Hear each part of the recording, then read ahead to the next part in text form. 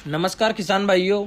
आज मैं आपको भैंस की कुछ विशेष नस्ल में से चिल्का नस्ल के बारे में बताने वाला हूं। तो इस वीडियो में पूरे एंड तक बने रहे और चिल्का नस्ल की कुछ विशेष जानकारी प्राप्त करें, क्योंकि इस वीडियो के माध्यम से मैं चिल्का नस्ल की कुछ विशेषता है, कुछ जानकारी है, वो आपको देने वाला हूँ। तो वीडियो को पूरे एंड तक देखिए।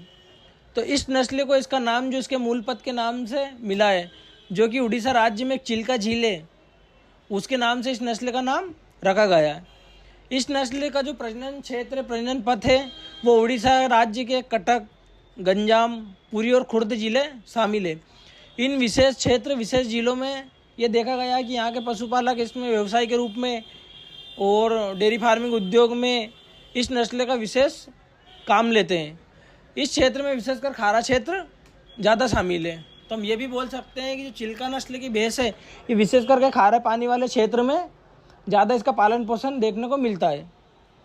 ये भैंस चिल्का झील के खारे पानी में डूबे हुए कुछ वनस्पति हुई, खरपतवार हुए, जलीय वनस्पति को खाकर अपना जीवन यापन अच्छे से कर लेती है। इस नस्ल की एक विशेषता ये है कि ये पूरे दिन भर इस झील के खरपतवार, जलीय वनस्पतियों को खा के अपना भरण पोषण कर लेती है। और आमतौर पर ये भैंसें अपना पेट भरने के बाद स्वतः ही किसानों के पास या डेयरी फार्मर्स के बाद अपने आप पहुंच जाती है। मतलब कि दिन में भैंसें इस झील के अंदर खरपतवार खाकर, कुछ भी वनस्पति वगैरह खा के अपना पालन पोषण कर लेती है। इस वजह से किसानों को इसको पालने पोसने में भी ज़्यादा दिक्कत नहीं आती है और उनका इतना खर्चा भी नहीं होता है। और स्वतः ही फिर अपने अपने किसानों के पास घर पर ये भैंसें पहुँच जाती है। आमतौर पर ऐसा देखने को मिलता है। चिल्का भैंस को एक रूप से देसी भैंस भी बोला जाता है। इसका उपनाम देसी भैंस भी है। बहुत सारे लोग इसको चिल्का भैंस बोलते हैं, बहुत सारे लोग डायरेक्ट यही बोल देते हैं कि ये देसी भैंस है। और इस भैंस की एक विशेषता ये भी है कि कुछ जैसे दलदली क्षेत्र मिल जाए, कुछ दलदल इसको मिल जाए, तो पूरे दिन उस दलदल में पड़ी रहती है। मतलब इसको दलदली चीज़ें भी, दलदली क्षेत्र बहुत पसंद है। इस नस्ल की प्रमुख उपयोगिता में दूध, खाद्य एवं सूखा शामिल है। चिल्का भैंस का अगर हम देखे जाए कि इसकी पहचान कैसी की जाए, इसकी शारीरिक संरचना क्या है, तो इस भैंस का रंग भूरा काला होता है या फिर काला होता है। तथा इसके आकार की बात करें तो इसका आकार कोई बहुत बड़ा नहीं होता है और छोटा भी नहीं होता है, एक मध्यम आकार की ये भैंस होती है। तथा इसका शरीर एक सुसंगठित शरीर होता है। तथा इसकी जो टांगें होती है वो बहुत मजबूत होती है। और इसके थन है, इस थन की साइड बहुत छोटी होती है। मतलब बाकी नस्लों के में थन पूर्ण विकसित होते हैं, बड़े बड़े होते हैं। इस नस्ल में थन छोटी साइज वाले होते हैं। इसके सींग है वो काले होते हैं, प्योर काले सींग होते हैं इसके, और बिल्कुल सीधे होते हैं तथा ऊपर और अंदर की ओर हल्के से मुड़े हुए होते हैं।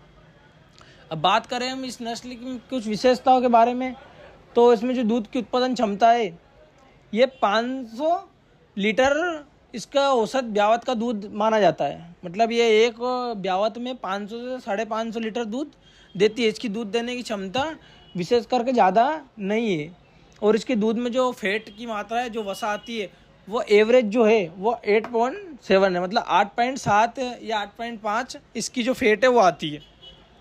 इसके लैक्टेशन की दूध की जो उपज है वो एक मोटा एवरेज में 440 से 520 के बीच में मानी जाती है, लीटर के बीच में मानी जाती है। तथा दूध की अगर हम वसा देखें हम, तो अपने 8.5 से 9 के बीच में इसकी वसा आती है। मतलब हम ये बोल सकते हैं कि इसकी दूध की उत्पादन क्षमता तो कम है, लेकिन इसके दूध में जो फैट और वसा की मात्रा है ये विशेष करके बहुत अच्छी है। तो इस का भरण पोषण कम खर्चे में किया जा सकता है। और इस नस्ल की विशेषता ये है कि स्वतः ही अपने चारागाह में, जैसे चिल्का झील में या कहीं पे भी दलदली क्षेत्र में वनस्पतियों को खाकर अपना जीवन यापन कर लेती है। वहाँ के किसान इसको क्या करते हैं कि खुले जंगलों में छोड़ना या झील के किनारे छोड़ना, या पे जैसे बहुत सारे किसान भाई सुबह होते से ही भैंसों को चराने के लिए ले जाते हैं। तो विशेष करके उड़ीसा राज्य में इन भैंसों का पालन पोषण ऐसे ही किया जाता है। बहुत सारे किसान भाई इसका उपयोग बड़े बड़े क्वांटिटी में करते हैं। जैसे बहुत सारे किसान भाई के पास 100-100, 200 की क्वांटिटी में ये भैंसें हैं, और 4-5 किसान, 8-10 किसान मिलके इनको चराने के लिए भी लेकर जाते हैं। तो हमने भी विशेष क्षेत्रों में भी देखा, उड़ीसा में भी देखा, अदर जगह भी देखा, बहुत सारे एमपी वाले क्षेत्र में भी ऐसा देखा कि किसान भाई आज भी अपनी गाय, अपनी भैंसों को चराने के लिए लेके जाते हैं।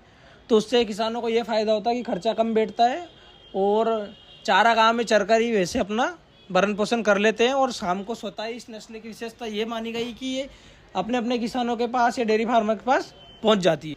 इस नस्ल की भैंसों में सबसे अच्छी चीज़ ये है कि इसमें पालने पोसने में खर्चा कम आता है और ये भैंसें बीमार बहुत कम पड़ती है। इसकी प्रजनन क्षमता भी अधिक है। हालांकि इनके दूध उत्पादन क्षमता कम है, लेकिन इनके जो दूध में फैट और वसा की मात्रा आती है वो बहुत अच्छी आती है।